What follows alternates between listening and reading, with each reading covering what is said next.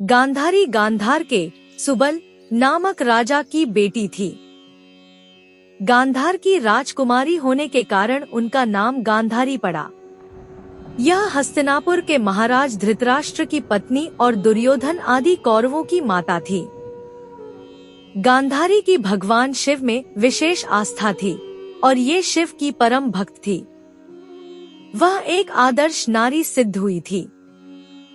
जब गांधारी का विवाह नेत्रहीन धृतराष्ट्र से हुआ, तभी से गांधारी ने भी अपनी आंखों पर पट्टी बांध ली। इन्होंने सोचा कि जब मेरे पति ही नेत्रहीन हैं, तब मुझे संसार को देखने का अधिकार नहीं है। जब गांधारी का विवाह नेत्रहीन धृतराष्ट्र से हुआ, तभी से गांधारी ने भी अपनी आंखों पर पट्टी बांध ली। इन्होंने सोचा कि जब मेरे पति ही नेत्रहीन हैं, तब मुझे संसार को देखने का अधिकार नहीं है। इसी कारण उन्होंने आजीवन अपने आंखों में पट्टी बांध रखी थी।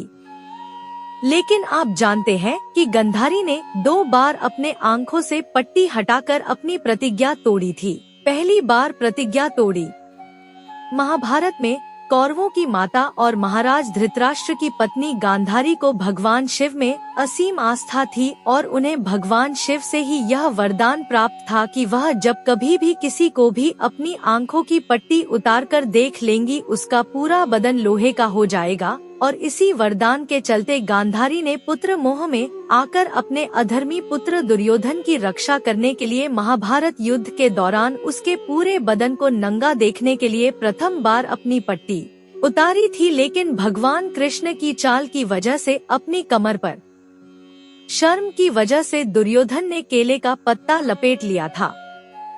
दुर्योधन की यही गलती उसकी मौत का कारण बनी। दूसरी बार प्रतिज्ञा तोड़ी। इसके अलावा दूसरी बार गांधारी ने महाभारत युद्ध के आखिरी दिन अपनी पट्टी उतारी थी। जब महाभारत का युद्ध समाप्ति पर था, तब जिस समय गांधारी को अपने प्रिय पुत्र दुर्योधन के घायल होने का समाचार प्राप्त हुआ था, उस समय उन्होंने अपनी आंखों की पट्टी खोलकर देखने के लिए भागी थी। लेकिन तब तक भीम ने दुर्योधन की कमर को तोड़ दिया था, जिसके कारण दुर्योधन अपनी अंतिम सांस ले रहा था।